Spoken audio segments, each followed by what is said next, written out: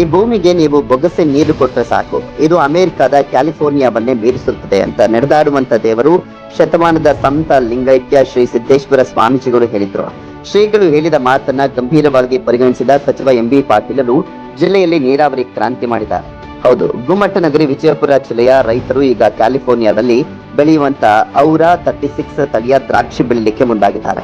ಅಮೆರಿಕದ ಕ್ಯಾಲಿಫೋರ್ನಿಯಾದಲ್ಲಿ ಅತಿ ಹೆಚ್ಚು ಬೆಳೆಯಲಾಗುವಂತ ಈ ಔರಾ 36 ದ್ರಾಕ್ಷಿ ನೋಡ್ಲಿಕ್ಕೆ ಕಂದು ಬಣ್ಣದ್ದಾಗಿದ್ದು ಹೆಚ್ಚಿನ ರಾಸಾಯನಿಕ ಬಳಸದೇ ಹೆಚ್ಚಿನ ಇಳುವರಿ ಕೊಡುತ್ತದೆ. ನೋಡ್ಲಿಕ್ಕೆ ಆಕರ್ಷಕವಾಗಿರುವಂತ ಈ ದ್ರಾಕ್ಷಿಯು ತಿನ್ಲಿಕ್ಕೆ ಸಹ ಅಷ್ಟೇ ರುಚಿಕರವಾಗಿದ್ದು ನೋಡುಗರನ್ನ ತನ್ನತ್ತ ಸೆಳೆದಿದೆ.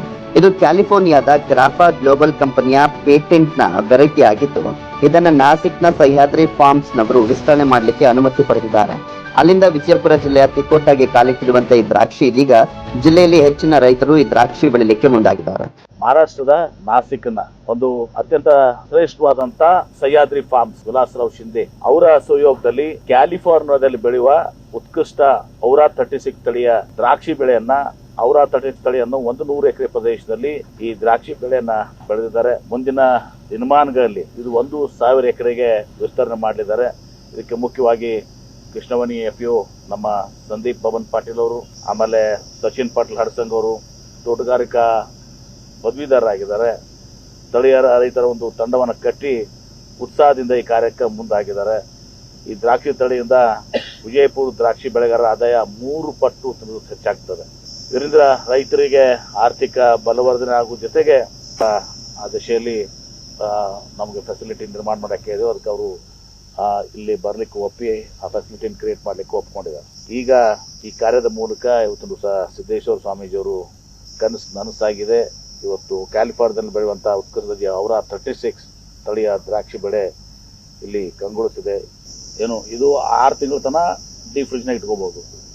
ಎರಡನೇದು ಇದಕ್ಕೆ ಕೆಮಿಕಲ್ ಮತ್ತು fertiliser 20% compared to the regular one.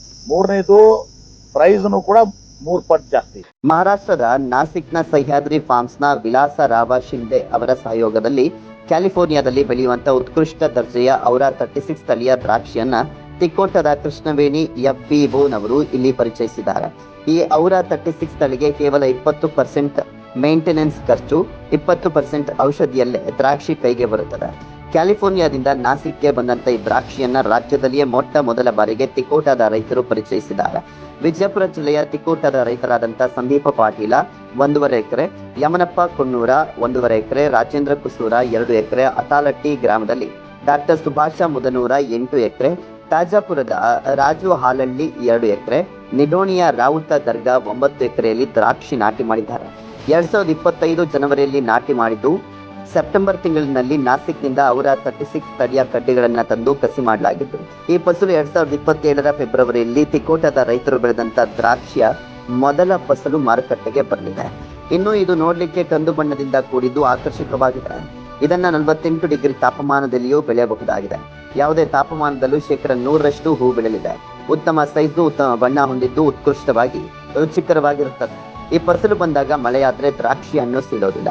Aura 36 ದ್ರಾಕ್ಷಿಯು ಈಗಾಗಲೇ ಪ್ರತಿ ಕೆಜಿಗೆ ರೂಪಾಯಿ 150ರಿಂದ 160ರಂತೆ ಸಾಂಗ್ಲಿ, ಕಾಸಗಾಂನಲ್ಲಿ ಮಾರಾಟವಾಗಿದ್ದು ಅಲ್ಲಿಂದ ಯುರೋಪಿಯನ್ ರಾಷ್ಟ್ರಗಳಿಗೆ ರಫ್ತಾಗ್ತಾ ಇದೆ.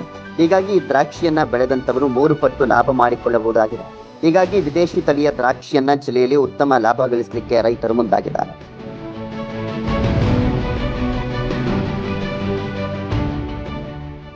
Public next Vijayapura.